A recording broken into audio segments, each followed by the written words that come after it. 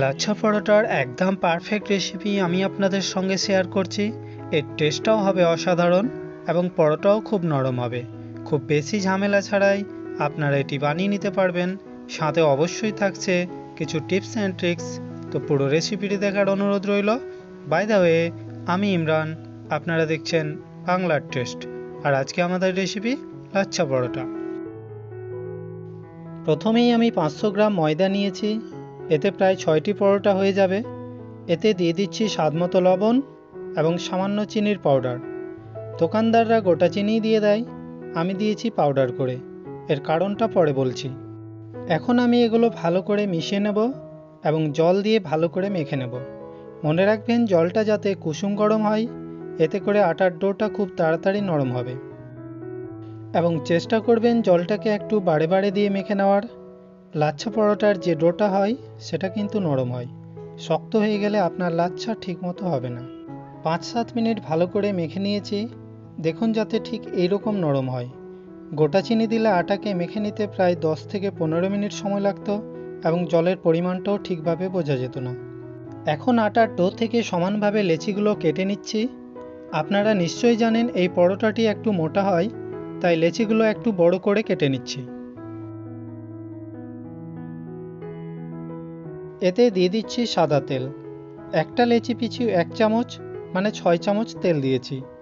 এবার ভালো করে মিশিয়ে নিয়েছি। এখন 30 মিনিট ঢাকা দিয়ে রেখে দেব। প্রায় 30 মিনিট হয়ে গেছে। দেখে নিন কতটা সফট হয়েছে। এখন বড় করে বেলে নেব। সেজন্য বড় কাঠ বা মার্বেলের উপর 2-3 চামচ তেল দিয়ে লেপে দিচ্ছি। আপনারা জানেন ময়দার আটা বেলার সময় আটা কিন্তু গুটিয়ে গুটিয়ে চলে আসে এবং বড় করতে অনেক অসুবিধা হয়। সেজন্য বলে দিই, লুচি বেলার মতো প্রথমে আটার এক সাইড বেলে নেবেন, তারপর উল্টে দিয়ে উল্টো সাইডও বেলে নেবেন। এভাবে 2-1 বার উল্টে পাল্টে করে নিলে যতটা বড় এবং পাতলা দরকার ততটাই কিন্তু করে নিতে পারবেন। দেখুন আমি ঠিক এতটা পাতলা করে নিয়েছি। এখন দিয়ে দিচ্ছি সাদা তেল এবং ভালো করে লেপে দিতে হবে এবং সামান্য আটা এভাবে ছড়িয়ে দিতে হবে। অবশ্যই মনে রাখবেন লাচ্ছা পরোটা বানানোর সবচেয়ে ইম্পর্ট্যান্ট হলো সঠিকভাবে ফোল্ড করে নেওয়া। বিভিন্ন পদ্ধতিতে ফোল্ড করা যায়, আমি দেখাচ্ছি সবচেয়ে সহজ পদ্ধতিটা। একদিকে প্রায় 8-10টা ভাঁজ ফেলে নিচ্ছি। এবার একটু উপর নিচ করে ধীরে ধীরে টান দেব, যাতে পুরো আটাতেই ভাঁজের লাইনগুলো পড়ে যায়। এবার 4টা আঙুলের চারপাশে হালকা একটু টাইট করে পেঁচিয়ে নিতে হবে। দেখতেই পেলেন লাচ্ছা পরোটা কতটা সহজভাবে ফোল্ড করা যায়।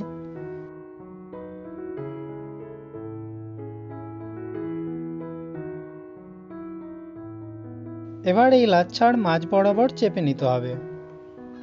এভাবে সমস্ত লাচ্ছা আমি করে নিয়েছি। এবার 5 মিনিট আরও রেস্ট দিয়ে দেব।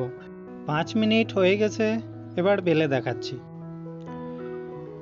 অবশ্যই মনে রাখবেন উপর দিক থেকেই বেলে নিতে হয়, তলের দিক বেলবেন না এবং ভয়ের কোনো ব্যাপার নেই, জোরে চাপ দিয়ে বেলে নিতে পারেন।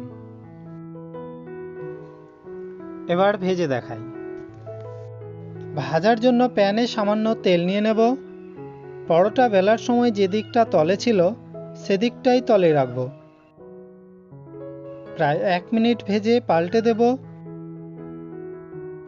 এদিকটাও 1 মিনিট ভেজে নিয়ে পাল্টে দেব। এখন পরোটার লাচ্ছাগুলো বের করব। তার জন্য একদিকে স্প্যাচুলা এবং অন্যদিকে হাত দিয়ে এভাবে দুদিক থেকে একসঙ্গে প্রেস করব। হাত দিয়ে করলেই এটি ভালো হয়, তবে হাতে গরম সহ্য করতে না পারলে রুমাল দিয়ে করে নিতে হবে। প্রায় 10-12 বার প্রেস করার পর লাচ্ছাগুলো বেরিয়ে এসছে। এখন পাল্টে দিচ্ছি এবং দিয়ে দিচ্ছি আবার সামান্য তেল। গ্যাসের ফ্লেম অবশ্যই লো টু মিডিয়াম থাকবে। এই পরোটা মোটা হওয়ার কারণে সেঁকে নিতে প্রায় 5-6 মিনিট সময় লাগে। পরোটা আমাদের রেডি।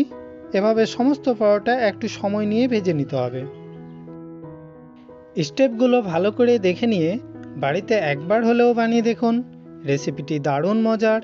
সঙ্গে যদি ডাল ফ্রাই বা চিকেন কারি হয় তবে তো কথাই আলাদা। আপনারা দেখছিলেন বাংলার টেস্ট। দেখা হবে অন্য এক নতুন রেসিপিতে।